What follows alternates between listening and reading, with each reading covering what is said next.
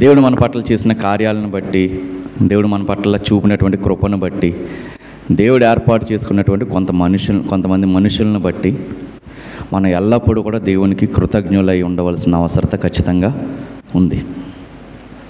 వాక్యంలోకి వెళ్ళే ముందు ఒక భక్తుడు చెప్పినటువంటి ఒక మాటని గుర్తు చేసుకుని మనందరం వాక్య ధ్యానంలోకి వెళ్దాం.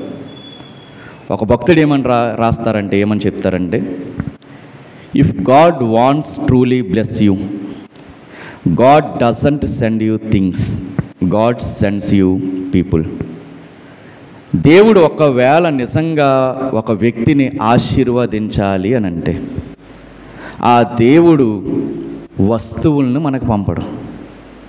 ఎవరిని పంపుతారు? సహాయం చేసేటటువంటి మనుషుల్ని పంపుతారు. దేవుడు ఎప్పుడైనా కానీ ఒక బిడ్డను ఆశీర్వదించాలంటే మనం ఏది కష్టపడకుండా నాకు ఇచ్చేయి అంటే ఎట్టి పరిస్థితుల్లోనూ ఇవ్వడు. కానీ అది పొందుకునే తరుణంలో మనం కష్టపడి పనిచేస్తూ ఉంటే ఆ కష్టానికి సహాయం చేసేటటువంటి బిడ్డల్ని దేవుడు ఖచ్చితంగా మనకి అనుగ్రహిస్తాడు. ఎప్పుడైనా మనం గుర్తుపెట్టుకోవాల్సిన విషయం ఏంటి అంటే, దేవుడు సరైన సమయంలో సరైన వ్యక్తిని ఒక ఉన్నతమైన కారణంతో దేవుడు మనకి అనుసంధానం చేస్తాడు. మనం కష్టించి పనిచేస్తున్నప్పుడు దేవుడు సరైన సమయంలో సరైన వ్యక్తిని తగిన విధంగా దేవుడు మనకి సహాయానికి దేవుడు ఖచ్చితంగా పంపుతాడు. ఎప్పుడైనా మనం గుర్తుపెట్టుకోవాలి, నాకు జ్ఞానం ఉంది కదా, నాకు డబ్బు ఉంది కదా, నా అంతటా నేను ఎదగగలనని ఎప్పుడు కూడా మనము అనుకోకూడదు. ఎప్పుడు కూడా ఒంటరిగా నేను ఏదన్నా సాధించేయగలను అని మనం ఎప్పుడు అనుకోవాల్సినటువంటి అవసరం లేదు, అనుకోకూడదు కూడా. ఖచ్చితంగా దేవుడు తన జ్ఞానాన్ని బట్టి, మన పట్ల చూపుతున్నటువంటి కృపను బట్టి దేవుడు ఖచ్చితంగా మనకి కొంతమందిని పంపుతూ ఉంటాడు. ఒక్కసారి మన జీవితంలో వెనక్కి తిరిగి చూసుకుంటే, ఈరోజు మనం ఉన్నటువంటి పరిస్థితిని బట్టి, ఈరోజు మనం ఉన్నటువంటి స్థితిని బట్టి మనం ఆలోచించుకుంటూ ఉంటే, ఒక్కసారి మన లైఫ్ మనం వెనక్కి తిప్పుకుని చూసుకుంటే ఎంతమంది మన జీవితంలో మనకి సహాయపడి ఉండరు. ఈ స్థాయిలో మనం నిలబడడానికి దేవుడు ఏదో సమయంలో ఏదో ఒక విధంగా దేవుడు ఎవరినో ఒకరిని ఖచ్చితంగా మనకి సహాయంగా పంపే ఉంటాడు. ఈరోజు మనం ఈ స్థాయిలో ఉండడానికి మనల్ని కష్టపడి పెంచి పోషించి చదివించినటువంటి తల్లిదండ్రులు ఖచ్చితంగా కారణమయ్యే ఉంటారు. ఇంకా చూసుకుంటే మనం ఈ స్థాయిలో ఉండడానికి ఖచ్చితంగా ఏదో ఒక సమయంలో మన తోడబుట్టిన వాళ్ళు కూడా మనకి సహకారులుగా ఉండే ఉంటారు. ఒక్కొక్కసారి మన కెరియర్లో ఎదగడానికి మనకి దేవుడు అనుగ్రహించినటువంటి ఫ్రెండ్స్ ఎవరైతే ఉంటారో వాళ్ళు కూడా ఖచ్చితంగా సహాయపడే ఉంటారు. ఇంకా మనం ఎదగడానికి మనకి విద్యా బుద్ధులు నేర్పినటువంటి ఖచ్చితంగా టీచర్స్ అనేవాళ్ళు మన జీవితంలో కూడా ఉంటారు. ఉద్యోగంలో ఎదగడానికి మన సహోద్యోగులు కూడా మనకి సహాయపడి ఉంటారు. కుటుంబాన్ని తీర్చిదిద్దడంలో లేదా కుటుంబాన్ని ఉన్నతమైన స్థానంలో నిలబెట్టడానికి భార్యకి భర్త తోడుగా ఉంటాడు, భర్తకి భార్య తోడుగా ఉంటాడు. ఆత్మీయతలు ఎదగడానికి దేవుడు ఖచ్చితంగా ఒక ఆత్మీయ సహోదరుని దేవుడు మనకి ఎక్కడో చోట మనకి జతపరిచే ఉంటాడు. మన జీవితాన్ని వెనక తిరిగి చూసుకుంటే మన ఈ స్థాయిలో ఉండడానికి ఎంతోమంది చదువుకునేటప్పుడు నీకు చదువు చెప్పినటువంటి టీచర్స్ నీకు సహకారులుగా ఉండొచ్చు. పెరుగుతున్నప్పుడు నీకు ఉన్నటువంటి స్నేహితులు నీకు తోడుగా ఉండొచ్చు. ఇంకా ముందుకు కొనసాగుతూ ఉన్నప్పుడు నీకు ఉన్నటువంటి రక్త సంబంధికులు నీకు తోడుగా ఉండొచ్చు. వాళ్ళందరినీ ఎవరు పంపుంటారు? ఖచ్చితంగా దేవుడే ఏర్పాటు చేసి ఉంటాడు. దేవుడు ఎక్కడో ఒక చోట ఏదో ఒకలాగా దేవుడు కొంతమందిని మన జీవితంలో సహకారులుగా దేవుడు ఖచ్చితంగా పంపుతాడు. అది ఒకవేళ నీ కుటుంబమే అయి ఉండొచ్చు, నీ స్నేహితులే అయి ఉండొచ్చు. ఒక్కొక్కసారి నువ్వు ఎదగడానికి నీ శత్రువులు కూడా కారణమై ఉండొచ్చు. స్నేహితులు కారణమవుతారు, దానికి మించి కుటుంబము కారణమవుతుంది. వాటన్నిటికీ మించి మనకున్నటువంటి శత్రువులు కూడా మనకి ఎదగడానికి కారణం అవుతారు. మనంతటా మనం ఎప్పుడు పైకి వచ్చేస్తామో అని అనుకోవడానికి వీలు లేదు. ఖచ్చితంగా ఎవరు సహాయం మనకు కావాలి? దేవుని సహాయం ఖచ్చితంగా కావాలి. ఈ భూమి మీద ఉన్నటువంటి ప్రతి ఒక్కరికి కూడా కొన్నిసార్లు ఎవరికో ఒకరికి ఎవరో ఒక సహాయం ఖచ్చితంగా అవసరం అవి తీరుతుంది. ఇది ఆది కాండం నుంచి ప్రకటన గ్రంథం వరకు మనం చూసుకుంటూ వస్తే ఎవరికో ఒకరికి ఏదో ఒక సమయంలో ఏదో ఒక విధంగా దేవుడు ఖచ్చితంగా సహాయాన్ని పంపాడు. మన ఆది కాండం నుంచి ప్రకటన గ్రంథం వరకు చూసుకుంటూ ఉంటే ఆదాముని చేసినటువంటి దేవుడు వెంటనే ఎవరిని చేశాడు? అవ్వని చేశాడు. ఎందుకు? దేవుడు తన పనిని తాను పూర్తి చేయడానికి సహకారిగా అవ్వను పంపాడు. మోషే గారికి సాటి అయిన సహకారిగా దేవుడు సిప్పోరాను అనుగ్రహించారు. మోషే గారికి సహకారులుగా ఉండడానికి అహరోనును అనుగ్రహించారు. తన అక్క అయినటువంటి మిరియామును అనుగ్రహించారు. ఇంకొక రకంగా చెప్పాలంటే ఫరోను కూడా ఎవరిచ్చారు? దేవుడే ఇచ్చాడు. ఫరోయే లేకపోతే మోషేని మనం అంత ఉన్నతమైన స్థానంలో చూడగలమా? చూడలేము. అంటే మనకు మిత్రుల్ని దేవుడు అనుగ్రహిస్తాడు మనం ఎదగడానికి, మనకు శత్రువులను కూడా దేవుడే అనుగ్రహిస్తూ ఉంటాడు. పౌలు గారు తన సేవా పరిచర్యలో మనం చూసుకుంటే శీలను అనుగ్రహించారు, బర్నబా గారిని అనుగ్రహించారు, తిమోతి గారిని కూడా అనుగ్రహించారు సేవలో సహకారులుగా ఉండడానికి. సేవని ఉన్నతంగా విస్తృతంగా విస్తరింపచేయడానికి సహకారులుగా ఎవరిని అనుగ్రహించాడంటే దేవుడు పౌలు గారికి శీల, బర్నబా, తిమోతి ఇంకా అనేకమైనటువంటి స్త్రీలు వాళ్ళని అనుగ్రహించారు. అలాగే మనం ఆరాధించేటటువంటి యేసుక్రీస్తు వారిని కూడా మనం చూసుకుంటే దేవుడు యేసుక్రీస్తు వారికి కూడా తన చుట్టూరు కూడా కొంతమంది సహకారులను దేవుడు ఖచ్చితంగా అనుగ్రహించాడు. 12 మంది శిష్యులను దేవుడు అనుగ్రహించాడు సేవని విస్తృతంగా వ్యాప్తి చేయడానికి. అందులో ఎవరున్నారు? ఇస్కరియోతు యోధా కూడా ఉన్నాడు. సహకారుల్ని దేవుడిస్తాడు. ఆ సహకారంలో ఒకవేళ మనకు వెన్నుపోటు పొడిచినా కానీ మనం దానివల్ల ఇబ్బంది పడవలసిన అవసరం లేదు. సహకారుల్ని దేవుడిస్తాడు, స్నేహితుల్ని దేవుడిస్తాడు, శత్రువుల్ని కూడా దేవుడు ఒక్కొక్కసారి మన జీవితంలో అనుగ్రహిస్తాడు కొన్ని పాఠాలని మనకు నేర్పడానికి. మన జీవితంలో దేవుడు ఏదైతే నిర్ణయించాడో ఆ నిర్ణయించిన దాన్ని పొందుకోవడానికి దేవుడు కొంతమంది సహకారుల్ని ఖచ్చితంగా దేవుడు నిర్ణయిస్తాడు. తగిన సమయంలో తగిన విధంగా దేవుడు కొంతమందిని మన జీవితంలో పంపుతూ ఉంటాడు. దీన్ని నమ్మాలంటే మనం ఒకరి జీవితాన్ని మనం తొంగి చూసినట్లయితే, ఒకరి జీవితంలోకి వెళ్ళి మనం కూలంకషంగా పరిశీలించినట్లయితే ఒక వ్యక్తి మనకు కనపడతారు. ఆయన ఎవరు అంటే దావీదు గారు. దావీదు గారు ఇశ్రాయేలీయుల రాజులో మొట్టమొదటి రాజు కాదు, కానీ ఇశ్రాయేలీయుల చరిత్రలో ఒక ఉన్నతమైనటువంటి రాజుగా దేవుడు ఆయన్ని నిలబెట్టాడు. దావీదు గారి జీవితాన్ని మనం చూసినట్లయితే ఆయన జీవితంలో లోపాలు ఉన్నాయి, వైఫల్యాలు ఉన్నాయి, ఆయన జీవితంలో ఎదురు దెబ్బలు ఉన్నాయి, ఆయన జీవితంలో మోసాలు ఉన్నాయి, వెనకాల నుంచి వెన్నుపోటు పొడిచినటువంటి సందర్భాలు ఉన్నాయి. కానీ దేవుడు వాటన్నిటిని అనుగ్రహించి దావీదు గారిని ఏ పొజిషన్లో పెట్టారు? ఉన్నతమైనటువంటి రాజుగా దేవుడు నిలవబెట్టాడు. ఆ రాజుగా దేవుడు నిలవబెట్టే ముందు ఆయన ఒక పని చేశారు. ఒకసారి చూద్దాం. అది మొదటి సమూయేలు గ్రంథము, సమూయేలు మొదటి గ్రంథము 19వ అధ్యాయము. సమూయేలు మొదటి గ్రంథము 19వ అధ్యాయము 18వ వచనం నుంచి 22వ వచనం వరకు మనం ఒకసారి చదువుదాము. సమూయేలు మొదటి గ్రంథము 19వ అధ్యాయము 18వ వచనం నుండి. అలాగున దావీదు తప్పించుకొని పారిపోయి రామాలోనున్న సమూయేలు వద్దకు వచ్చి సౌలు తనకు చేసినది అంతటినీ అతనికి తెలియజేయగా అతడును సమూయేలును బయలుదేరి నాయోతుకు వచ్చి అచ్చట కాపురముండిరి.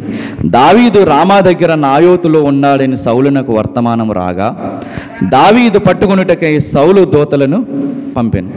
వీరు వచ్చి ప్రవక్తలు సమాజముగా కూడుకుని ప్రకటించుటయు సమూయేలు వారి మీద నాయకుడిగా నిలుచుటయు చూడగా దేవుని ఆత్మ సౌలు పంపిన దూతల మీదకి వచ్చెను గనక వారును ప్రకటింపనారంభించిరి. ఈ సంగతి సౌలునకు వినబడినప్పుడు అతడు వేరు దూతలను పంపెను గాని వారును అటువలనే ప్రకటించుచుండిరి. సౌలు మూడవసారి దూతలను పంపిన గాని వారును ప్రకటించుచుండిరి.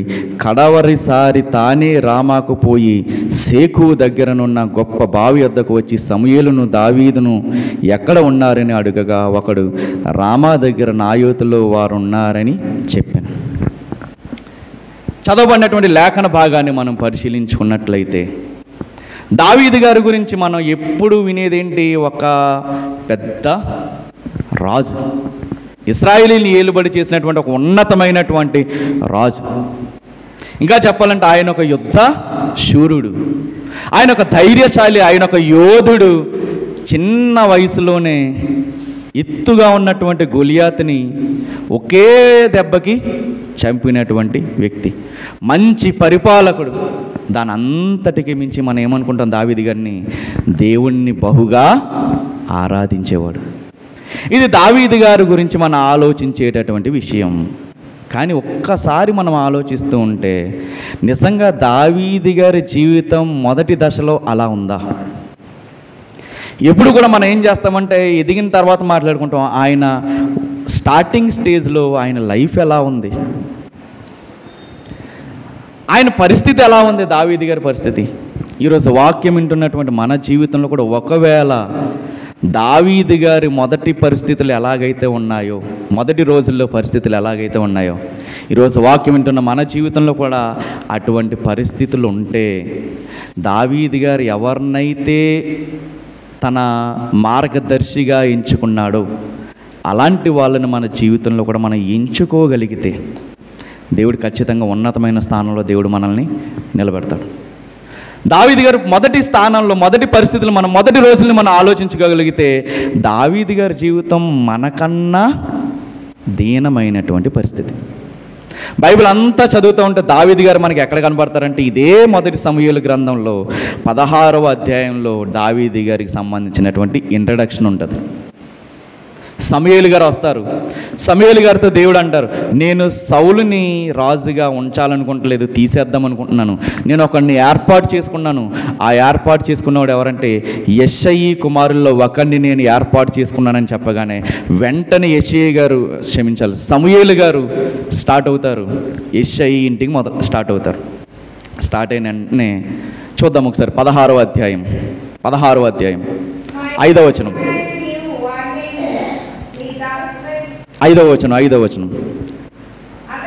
ఆయన వస్తుంటే అడుగుతున్నారు యెషయి గారు, అతడు సమాధానముగానే వచ్చి తిని మీరు శుద్ధులై నాతో కూడా బలికి రండి అని చెప్పి యెషయిని అతని కుమారులను శుద్ధి చేసి బలి అర్పించాను. ఏం చేస్తున్నారంటే దేవుడు, నేను యెషయి కుమారుల్లో కొంతమందిని ఎంచుకున్నాను, ఒకరిని ఎంచుకున్నాను.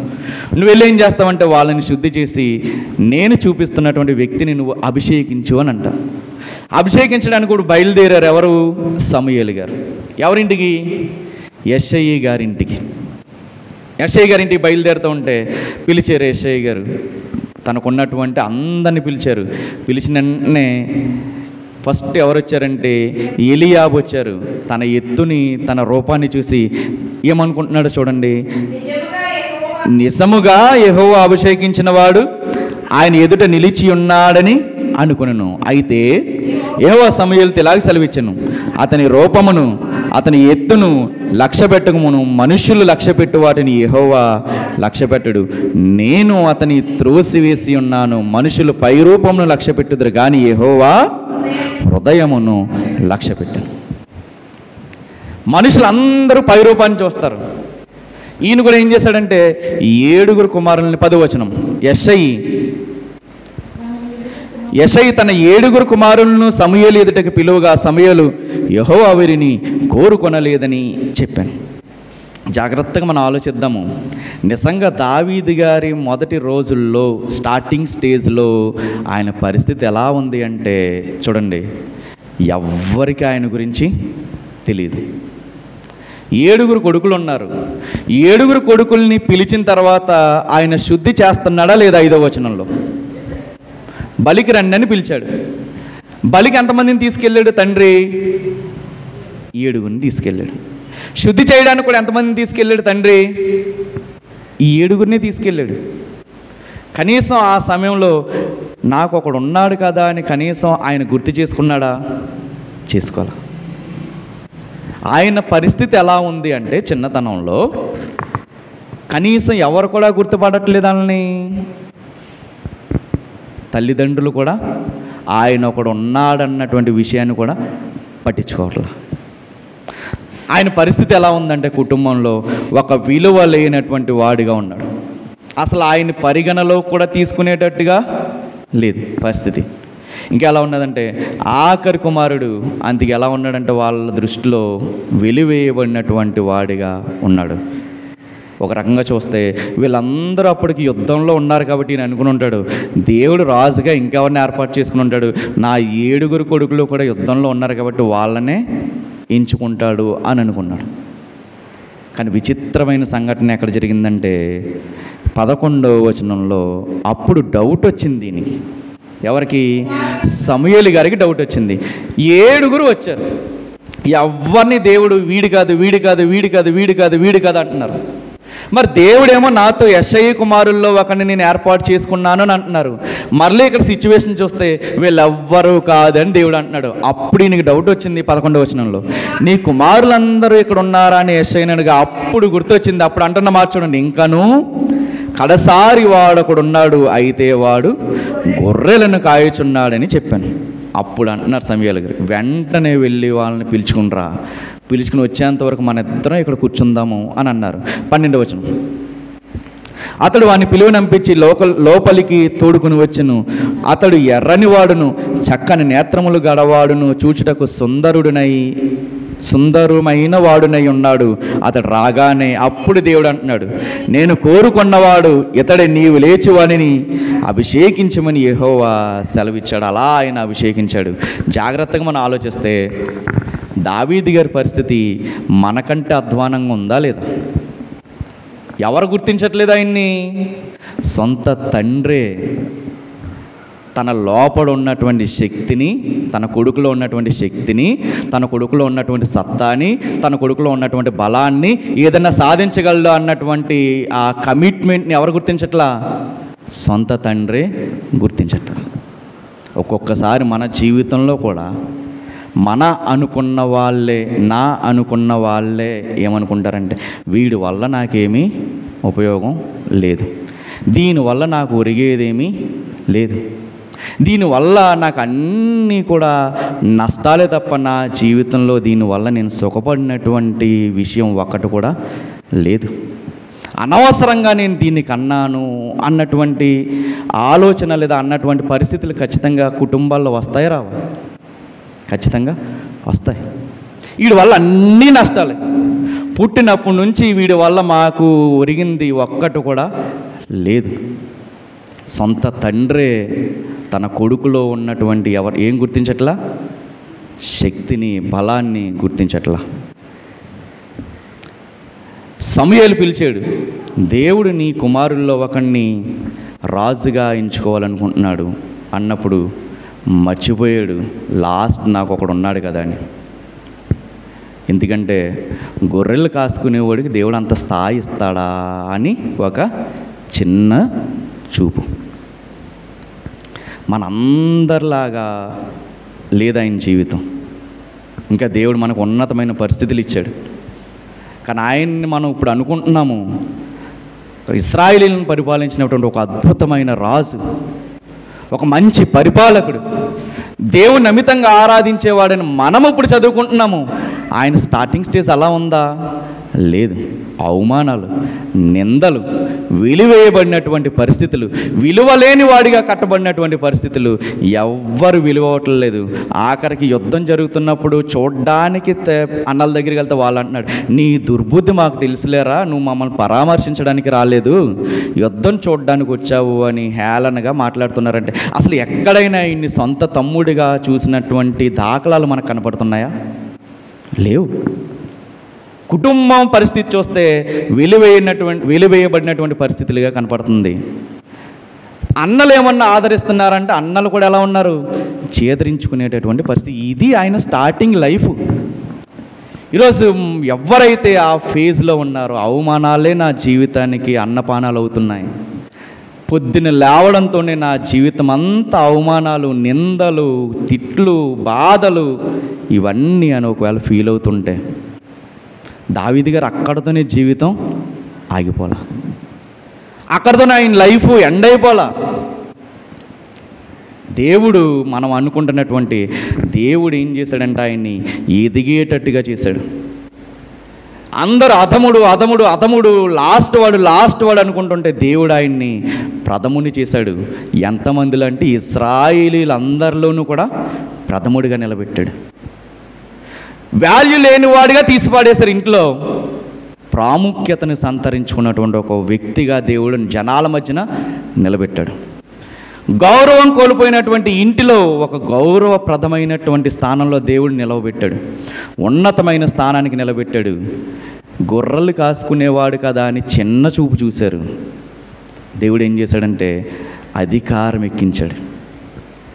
అలా ఆయన ఎదగడానికి, అలా ఆయన అధికారాన్ని సంతరించుకోవడానికి, ప్రాముఖ్యతను సంతరించుకోవడానికి, ఉన్నతమైన స్థానానికి వెళ్ళడానికి ఆయన జీవితంలో దేవుడు ఒక ఆయన్ని అనుగ్రహించాడు.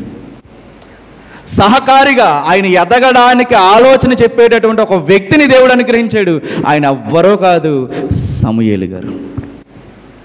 ఎవరి సమూయేలు గారు అంటే ఒక గొడ్రాలి కన్నీటి ప్రార్థనకి జవాబైన, ఒక గొడ్రాలి యొక్క ఆవేదనకి జవాబు సమూయేలు గారు.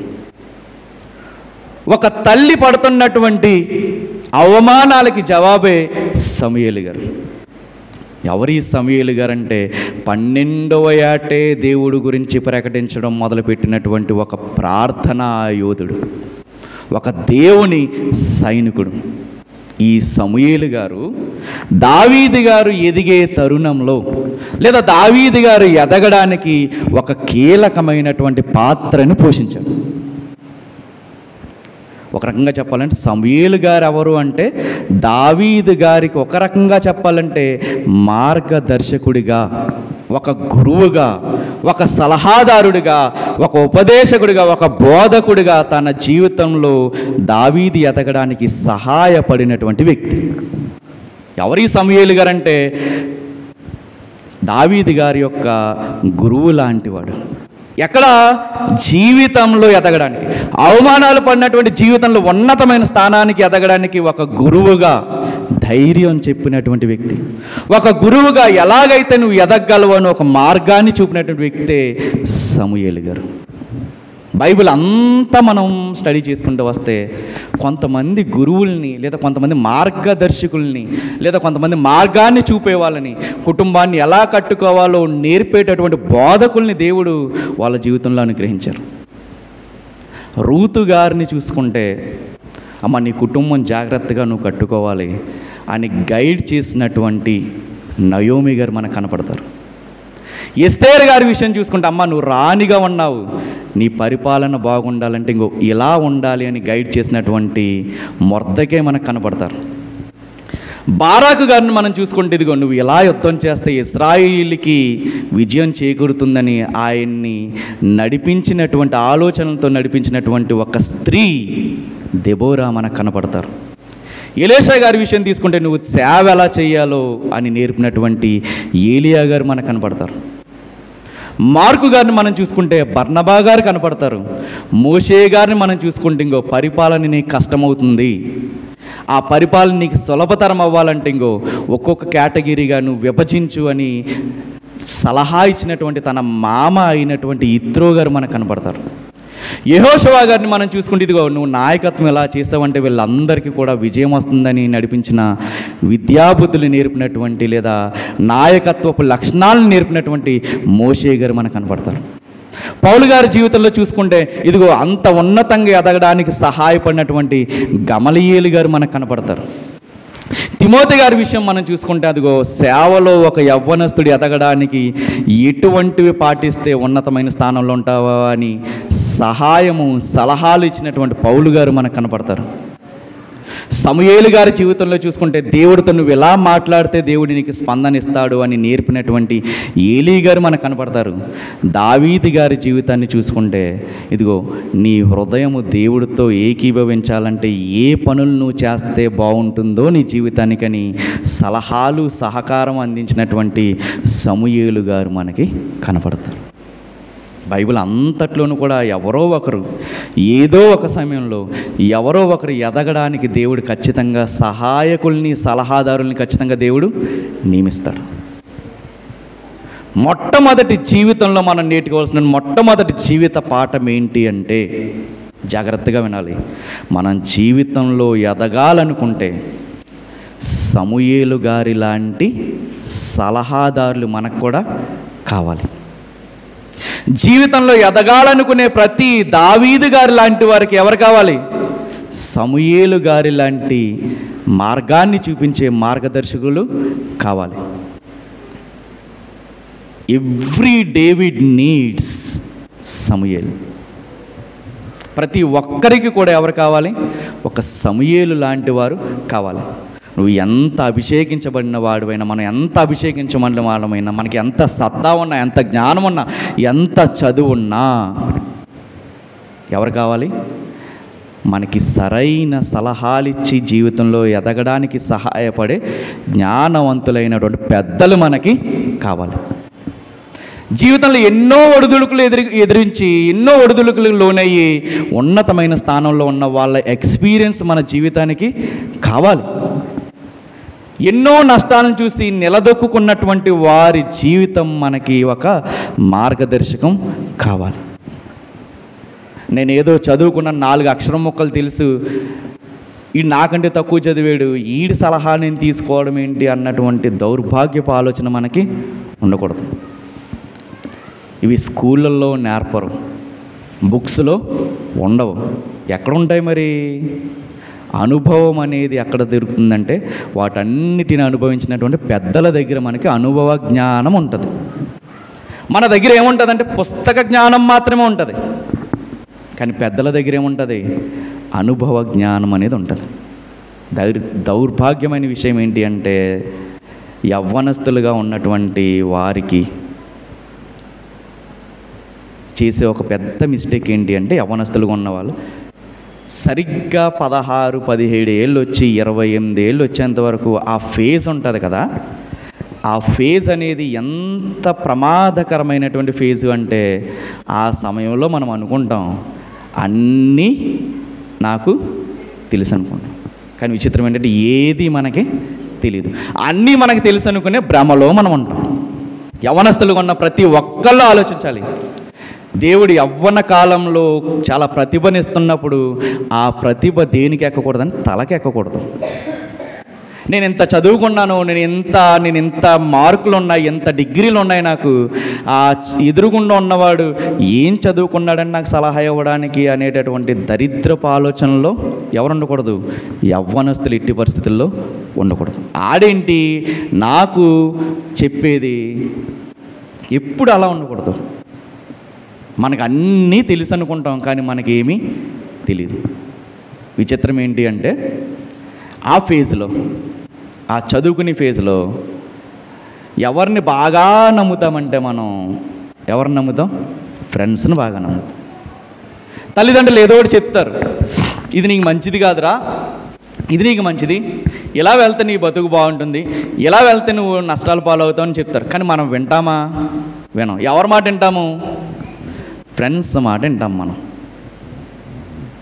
వాడు ఏమన్నా ఎక్కువ చదివాడా, మనకి ఎంత ఏజ్ ఉందో మన ఫ్రెండ్కి కూడా అంతే ఏజ్ ఉంటుంది. వాడి సలహాలు మనం తీసుకున్నామంటే జీవితంలో బాగుపడేటటువంటి అవకాశాలు ఎట్టి పరిస్థితుల్లో ఉండవు. కొంత తల్లిదండ్రులు ఎదుర్కొనేటటువంటి ఈ టైంలో తల్లిదండ్రులు ఎదుర్కొనేటటువంటి ఒక యుద్ధకరమైనటువంటి సన్నివేశం ఏంటంటే, ఇంట్లో కరెక్ట్గా చదువు అయిపోద్ది, 10th అయిపోద్ది, తల్లిదండ్రులు అంతా ఎంక్వైరీ చేసి ఏ కాలేజ్ బాగుందో అని నెతుకుతారు. ఈడేమంటాడు, నా ఫ్రెండ్స్ అందరూ అక్కడ జాయిన్ అవుతున్నారు, నేను కూడా అక్కడే జాయిన్ అవుతాను అని అంటారా? అనరా? చూస్తామా? చూడడం ఎలాంటి చూస్తూ ఉంటాం. వాళ్ళ సలహాలు వింటాం మనం, వాళ్ళు చెప్పేది మనం వేదవాక్కుగా తీసుకుంటాం. నిజంగా అలా విని జీవితంలో ఎదుర్కొన్నటువంటి ఆపదలు, అవమానాలు ఎన్నో ప్రతి ఒక్కరి జీవితంలో ఉన్నాయి. కాస్త ఆ ఫేస్ దాటి వచ్చిన వాళ్ళని ఎవరిని కదిపి చూసినా కానీ ఇదే మాట చెప్తారు, నీ వయసులో నీ తోటి వయసు వాళ్ళ మాటల్ని ఎట్టి పరిస్థితుల్లో వినొద్దు. ఇది బైబిల్ చెప్తున్నటువంటి మాట, నేను చెప్తున్న మాట కాదు. గుర్తుపెట్టుకోవాలి. వాక్యం వింటున్న వాళ్ళు ఎవరైనా యవ్వనస్తులు ఉన్నా గుర్తుపెట్టుకోవాలి. ఒకవేళ నీకు 25 years 24 years వచ్చినాయి, నీకు 24 years వచ్చిన నీకు ఎవడు సలహా ఇస్తే తీసుకోకూడదు? 24 years ఉన్నవాడు సలహా ఇస్తే దాన్నే వేదవాక్కుగా నువ్వు తీసుకోకూడదు. బైబిల్లో కూడా ఒకడు ఉన్నాడు, ఒక ఆయన ఉన్నారు. ఆయన పేరు ఏంటి అంటే రెహబాము. ఆయన ఏం చేశాడంటే, పెద్దలు వచ్చేవరే నాయన నువ్వు అలా ఉండొద్దు, నువ్వు ఇలా ఉంటే కనుక నీ రాజ్య పరిపాలనలో నువ్వు ఎక్కువ రోజులు కుర్చీ మీద కూర్చుని ఉంటావు అని అంటే, ఈయన ఏం చేశాడు, పెద్దలు చెప్పినటువంటి మాట వినకుండా తన స్నేహితులు చెప్పినటువంటి మాట విని ఏమవుతాడంటే, కుర్చీ మీద కూర్చోవడం కాదు కదా, ప్రాణాలు దక్కించుకోవడానికి దాక్కుని పారిపోయే పరిస్థితి వచ్చింది. ఎందుకు? పెద్దలు చెప్పినటువంటి మాట వినకుండా, జ్ఞానవంతులైనటువంటి అనుభవంతో చెప్పినటువంటి వారి మాట వినకుండా ఇష్టానుసారంగా తన తోటి వారు అల్లరి చిల్లరిగా తిరిగేటటువంటి వాళ్ళ సలహాలు విని కుర్చీని కోల్పోయాడు. చూద్దాం ఒకసారి ఆయన్ని. మొదటి రాజుల గ్రంథం, రాజుల మొదటి గ్రంథం 12వ అధ్యాయం. రాజుల మొదటి గ్రంథం 12వ అధ్యాయం 4వ వచనం నుంచి ఉంటుంది. నీ తండ్రి బరువైన కాడిని మా మీద ఉంచెను, నీ తండ్రి నియమించిన కఠినమైన దాస్యమును మా మీద అతడు ఉంచిన బరువైన కాడిని నీవు చులకన చేసిన యెడల మేము నీకు సేవ చేయుదుము. ఎవరు వీళ్ళంటున్నారు? కొంతమంది జనాలు, యెరొబోము వీళ్ళందరూ వచ్చి రెహబాము గారిని అడుగుతున్నారు, ఇంకో మీ తండ్రి మా మీద ఒక భారమైనటువంటి కాడిని పెట్టాడు, నువ్వు దాన్ని తేలిక చేసావనుకో మేమందరం కూడా నీకు ఎలా ఉంటాము? సేవ చేస్తామని అంటున్నాడు. అప్పుడు చూద్దాం 5వ వచనం. అందుకు రాజు, మీరు వెళ్ళి 3 దినములైన తర్వాత నా యొద్దకు రండని సెలవీయగా జనులు వెళ్ళిపోయారు. జాగ్రత్తగా విందాం. జనం వచ్చి ఏమడుగుతున్నారంటే, ఇంకో ఇప్పటివరకు మీ తండ్రి పరిపాలనలో మా మీద ఒక భారాన్ని పెట్టాడు, నువ్వు ఆ భారాన్ని తేలిక చేసావనుకో మేమందరం నీకు సేవ చేస్తామన్నాడు. అప్పుడు ఈయన అన్నాడు, రాజు ఏమన్నాడంటే, రెహబాము ఏమన్నారంటే, సరే ఒక 3 రోజుల తర్వాత రండి నేను చెప్తాను మీకు అని అన్నాడు. అప్పుడు ఈయన ఏం చేశాడో చూద్దాం. 6వ వచనం. అప్పుడు రాజైన రెహబాము తన తండ్రి అయిన సొలొమోను బ్రతికి ఉన్నప్పుడు అతని సముఖమందు సేవ చేసిన ఎవరితో?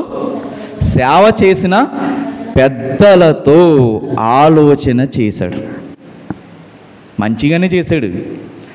ఇంత కష్టం వచ్చింది, మా తండ్రి పరిపాలన చేస్తున్నప్పుడు కొంతమంది సలహాదారులు ఉన్నారు కదా, ఆ పెద్దల్ని కనుక మనం కలిసామంటే ప్రాబ్లము సాల్వ్ అయిపోద్ది అని ఆలోచన చేసి అడుగుతున్నాడు, ఈ జనులకు ఏమి ఆన్సర్ నేను ఇవ్వాలి అని అడిగాడు.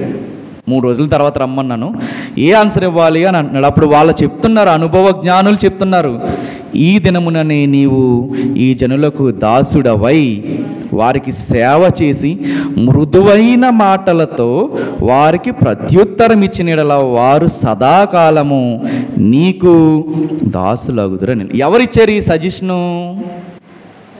అనుభవం కలిగిన పెద్దలు ఇచ్చారు. చేసింది మంచి పనే చేశాడు, అడగడం వరకు మంచి పని చేశాడు, తర్వాత ఇంకొక చెడ్డ పని చేశాడు. 8వ వచనం.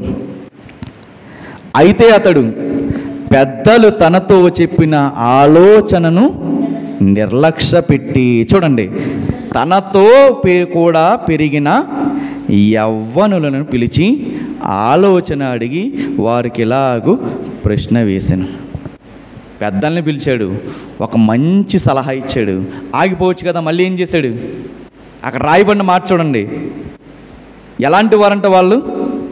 తనతో కూడా పెరిగిన. ఎలాంటి సలహా ఇచ్చారో చూద్దాము. మా మీద నీ తండ్రి ఉంచిన కాడిని చులకన చేయుడని నీతో చెప్పుకున్న ఈ జనులకు ప్రత్యుత్తరం ఇచ్చుటకు ఏ ఆలోచన మీరు చెప్పుదురు అని అడిగాడు. అప్పుడు అతనితో ఎదిగిన ఆ యవ్వనస్తులు ఈ ఆలోచన చెప్పారు, నీ తండ్రి మా కాడి బరువైనదిగా చేసను కానీ నీవు దానిని చులకనగా చేయవలెనని నీతో చెప్పుకున్న ఈ జనులకు ఎలాగూ ఆజ్ఞయము. ఎలాగా? నా తండ్రి నడుము కంటే నా చిటికెన వేలు పెద్దదిగా ఉండను, నా తండ్రి మీ మీద బరువైన కాడిని పెట్టెను, సరే నేను ఆ కాడిని ఇంకా బరువుగా చేయదును. వెంటనే ఈ మాట అనగానే చూడండి 12వ వచనం. మూడవ దినమందు నా యొద్దకు రండి అని రాజు నిర్ణయించినట్లు యెరోబాము జనులందరూ మూడవ దినమున రెహబాము వద్దకు వచ్చాడు. అప్పుడు రాజు పెద్దలు చెప్పిన ఆలోచనను నిర్లక్ష్యపెట్టి యవ్వనులు చెప్పిన ఆలోచన చొప్పున వారికి కఠినముగా ప్రత్యుత్తరం ఇచ్చి, ఇట్లా ఎలా ఇచ్చాడంటే ఆన్సరు కఠినముగా ప్రత్యుత్తరం ఇచ్చారు. పెద్దలు ఎలా ఏమన్నారు? సావకాశంగా నువ్వు వాళ్ళకి జవాబివ్వి అని అన్నారు. వాళ్ళు నీకు సేవ చేస్తారు, నువ్వు సరిగ్గా గనక ఆన్సర్ ఇస్తే వాళ్ళందరూ కూడా నీకు సేవ చేసే వాళ్ళుగా ఉంటారు అని పెద్దల ఆలోచన ఇస్తే వీళ్ళు ఏమంటున్నారు? వీళ్ళు ఇచ్చిన ఆలోచన బట్టి ఎలా మాట్లాడుతున్నప్పుడు ఈయన కఠినముగా మాట్లాడుతున్నాడు. తనతో పాటు ఎదిగినటువంటి యవ్వనస్తుల మాట విన్నాడు. అనుభవంతో కూడినటువంటి పెద్దల మాటని ఏం చేశాడు? నిర్లక్ష్య పెట్టాడు. యవ్వనంలో ఉన్నప్పుడు, యంగ్ ఏజ్లో ఉన్నప్పుడు ఉన్నటువంటి ఒక తలపొగరు ఏంటి అంటే ఎవ్వరి మాట మనం వినం, ఎవరి దగ్గర నుంచి ఏమీ కూడా మనము నేర్చుకోం. ఎవడు ఏది చెప్పినా ఈడేంటి నాకు చెప్పేది అనేటటువంటి కాలర్ ఎగరేసుకుని తిరిగే పరిస్థితి. అలా కాలర్ ఎగరేసాడు. కాలర్ ఎగరేసేసరికి పరిస్థితి ఏమైపోయిందో చూడండి. 18వ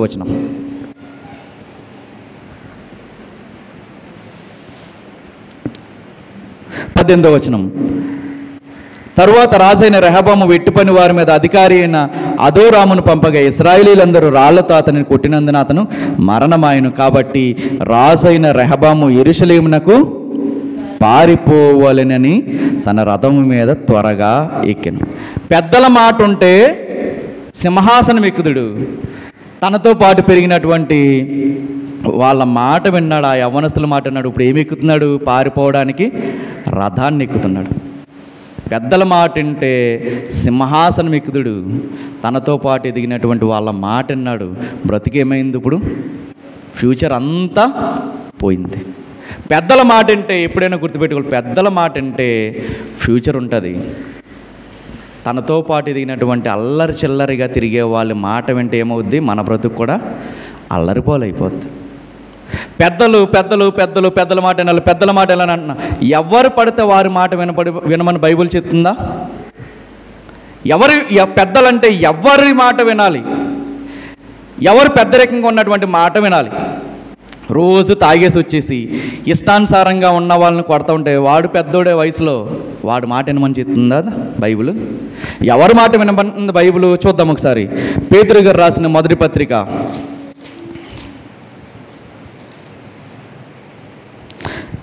తిమోతి గారికి రాసిన మొదటి పత్రిక 5వ అధ్యాయం. ఎవరి మాట వినాలి? పెద్దలలో ఎవరి మాట వినాలి? 17వ వచనం, 5వ అధ్యాయం 17వ వచనం.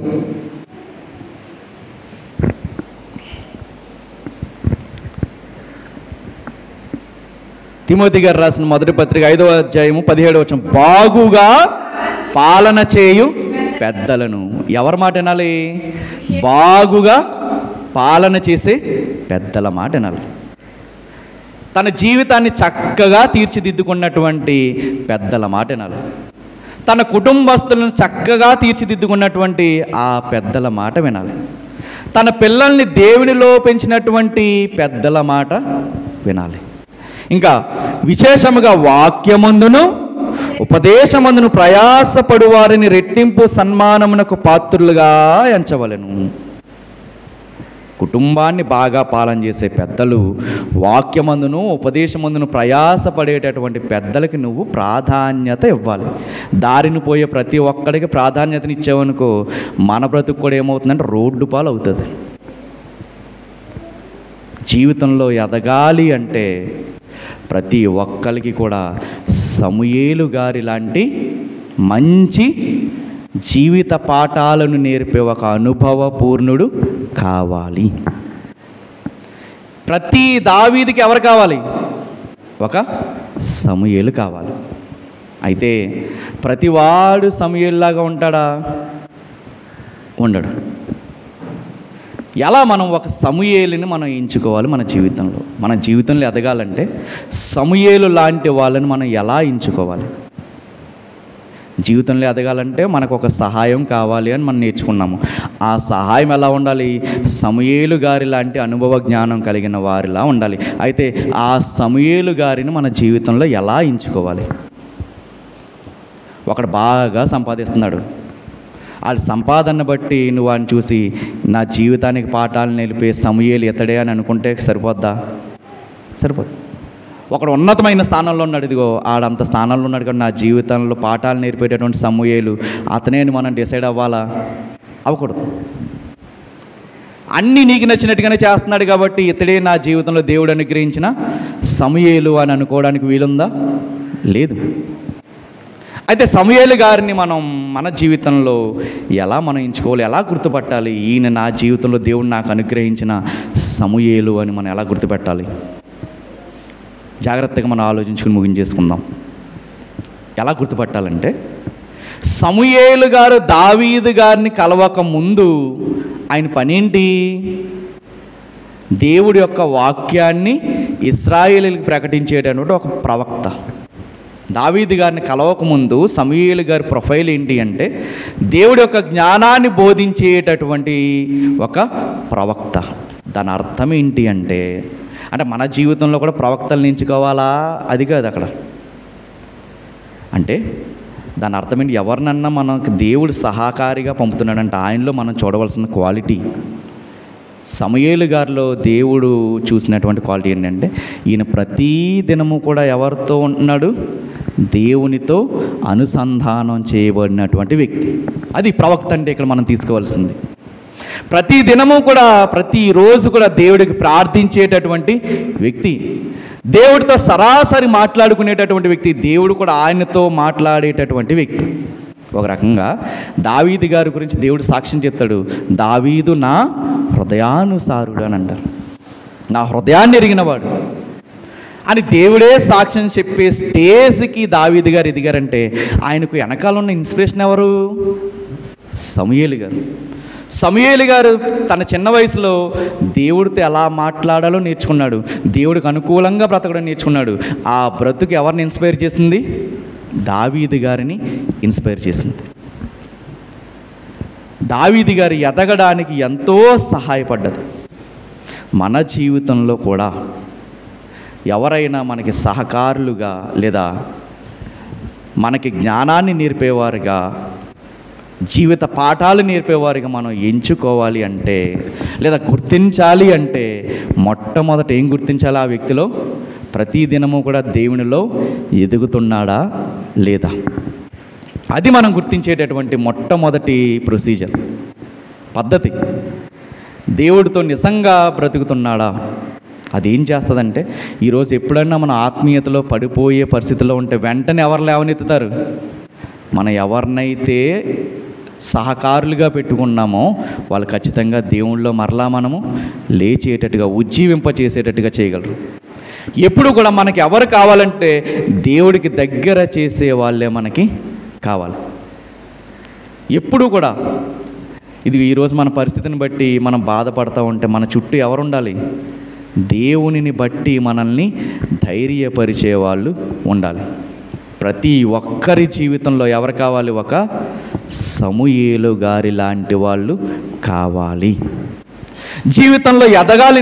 ఇప్పటివరకు నేను పడ్డ అవమానాలు చాలు, నా జీవితంలో నేను ఎదిగేటట్టుగా ఒకటి సహాయం చేయాలని ఎదురు చూస్తుంటే ఆ ఎదురు చూసే వాళ్ళకి ఎవరు కావాలి? సమూయేలు గారి లాంటి వాళ్ళు ఖచ్చితంగా కావాలి. ఎందుకు దావీదు గారు ఇంతలా ఆశీర్వదించబడ్డానికి, రాజుగా ఎదగడానికి గల కారణం ఏంటి అంటే, దావీదు గారి కష్టం వచ్చింది.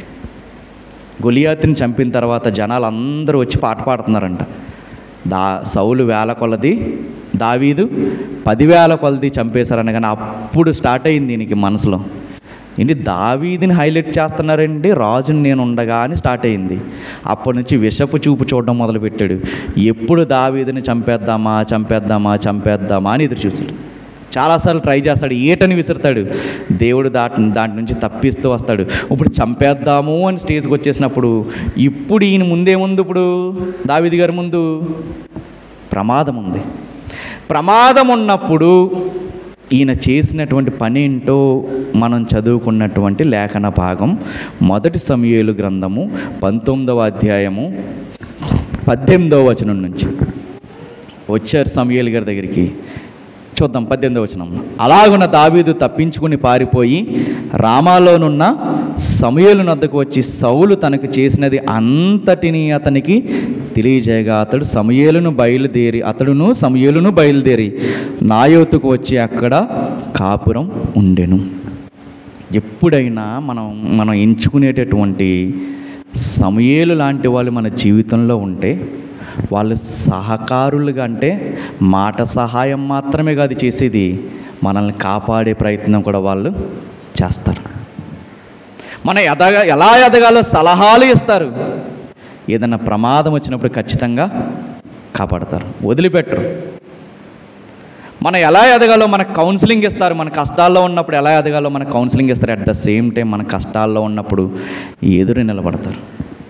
అటువంటి సమూయేలును మనం ఎంచుకోవాలి.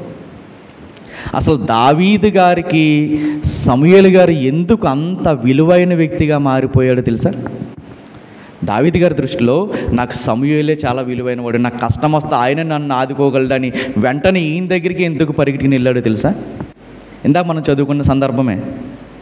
ఎవ్వరు ఈయన పట్టించుకుంటలా, ఎవ్వరు ఈయనలో సత్తా ఉందని గుర్తించట్లా. ఎవరు గుర్తించారు? మొట్టమొదటి ఎవరు గుర్తించారు? వీళ్ళెవ్వరూ కాదు, ఇంకొకడు ఎవరో ఉన్నాడని అన్నారు. మొట్టమొదటి ఎవరు గుర్తించారు? 16వ అధ్యాయంలో సమూయేలు గారే గుర్తించారు. సమూయేలు గారు చూశారు. ఒకసారి చూద్దాం. 16వ అధ్యాయం, 1 సమూయేలు గ్రంథం 16వ అధ్యాయం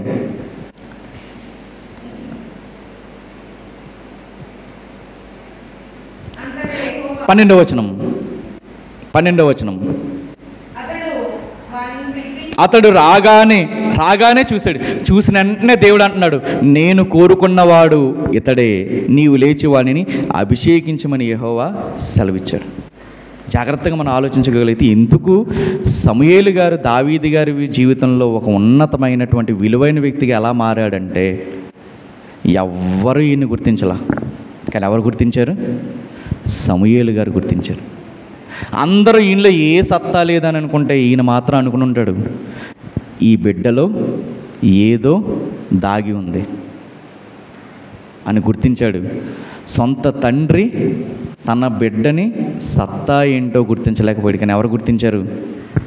సమూయేలు గారు గుర్తించాడు. చూశాడు, చూసిన వెంటనే గ్రహించాడు, దేవుడు ఏర్పాటు చేసుకున్నవాడు ఇతడే. మీ కంటికి చిన్నవాడిగా కనపడవచ్చు, కానీ నా కంటికి మాత్రం అతను ఎలా కనపడుతున్నాడు? రాబోయే కాలంలో రాజులాగా కనపడుతున్నాడు. ఎప్పుడు మన జీవితంలో ఎవరిని విడిచిపెట్టకూడదంటే, నీలో నాలో మనలో ఉన్నటువంటి ప్రతిమను గుర్తించి, సామర్థ్యాన్ని గుర్తించి, ఆ సామర్థ్యానికి పదును పెట్టి నిన్ను ఉన్నతమైనటువంటి స్థానాల్లోకి తీసుకొచ్చిన ఎవరిని నీ జీవితంలో మర్చిపోవద్దు. అందరూ నిన్ను వెలవేశారు. ఈడొక వేస్ట్ గాడు, ఈడు ఎందుకు పనికిరాడు, పనికి మాలినోడని లోకం అంతా అన్నా, ఒక్కడు నీకు నిలబడతాడు కదా దేవుడు పంపినవాడు. ఆ ఒక్కడు నీలో ఉన్నటువంటి ఒక మంచి విషయాన్ని చూస్తాడు. ఆ మంచి విషయాన్ని చూసి నీలో శక్తిని గుర్తిస్తాడు, నువ్వు సాధించగలవన్నటువంటి తపన్ని గుర్తిస్తాడు. ఆ తపనని గుర్తించి అందరూ నిన్ను తిడుతున్నా వీడు మాత్రం ఏం చేస్తాడు? నిన్ను పొగుడుతాడు, నువ్వు ఎదగడానికి సహాయపడతాడు. ఒరే, నిన్ను ఎంతమంది ఏమన్నా పర్లేదురా, నువ్వు సాధించగలిగే సత్తా నీలో ఉందిరా, నువ్వు దాని మీద ఆలోచన పెట్టరా, నువ్వు ఎదుగుతావరా అని ఎంకరేజ్ చేసిన వాళ్ళు నీ జీవితంలో గనక ఉంటే వాళ్ళని ఎట్టి పరిస్థితుల్లో విడిచిపెట్టలేదు ఈయన దావీదు గారు. కుటుంబంలో ఎవ్వరూ గుర్తించలా, తల్లి గుర్తించలా, తండ్రి గుర్తించలా, అన్నలు గుర్తించట్లా. ఎవరు గుర్తించారు? ఎవరో ఒక రకంగా ఎవరో దారిన పోయేటటువంటి ఒక ప్రవక్త గుర్తించాడు. 7 చూసి అనుకున్నాడు, ఈయనేనేమో అనుకున్నాడు, కానీ అర్థమైపోయింది వీడు కాదు. అధముడిగా లాస్ట్గా కడసారిగా ఒకడు ఉన్నాడని అనగానే, ఆ కడసారిగా ఉన్నవాడిని తీసుకురా, దేవుడు వాడిని ప్రథముడిగా చేస్తాడు. నిన్ను నువ్వు నమ్మకపోయినా నిన్ను నమ్మేటటువంటి ఒక వ్యక్తి ఉంటారు నీ జీవితంలో. నువ్వు ఏదైనా ప్రయత్నం చేస్తున్నప్పుడు నీకు ఖచ్చితంగా వీడు హెల్ప్ చేస్తే సాధించగలడా అని ఆలోచించి నీకు సహాయం చేసినటువంటి సమూయేలు నీ జీవితంలో లేరా? ఖచ్చితంగా ఉండే ఉంటారు. నా వల్ల కాదని నువ్వు విడిచిపెట్టదు, నీ వల్ల అవుతుంది అని నిన్ను ఎంకరేజ్ చేసినటువంటి సమూయేలు నీ జీవితంలో లేరా? ఖచ్చితంగా ఉన్నారు. ఏం చేశారు ఈ సమూయేలు అంటే, తన పేరును ఉపయోగించుకుని గొర్రెలు కాసుకునేటటువంటి ఆ దావీదుని రాజు యొక్క ఆయుధాలు మోసేటటువంటి స్థానానికి చేర్చాడు. ఎవరు? సమూయేలు గారు. గుర్తించిన వెంటనే వదిలేలా, గొర్రెల్ని కాసుకునేటటువంటి వ్యక్తిని తీసుకొచ్చి రాజు యొక్క ఆయుధాలు, సౌలు యొక్క ఆయుధాలు మోసేటటువంటి స్థాయికి చేర్చాడు. ఇతను ఒక్కడే కనీసం రాజు గుమ్మం తొక్కగలడా? సమూయేలు గారి మాట సౌలు వింటారు. ఇప్పుడు ఆ మాట తీయలేక ఇప్పుడు ఎవరిని చేర్చుకున్నాడు సౌలు? దావీదు గారిని జాబులో పెట్టుకున్నాడు.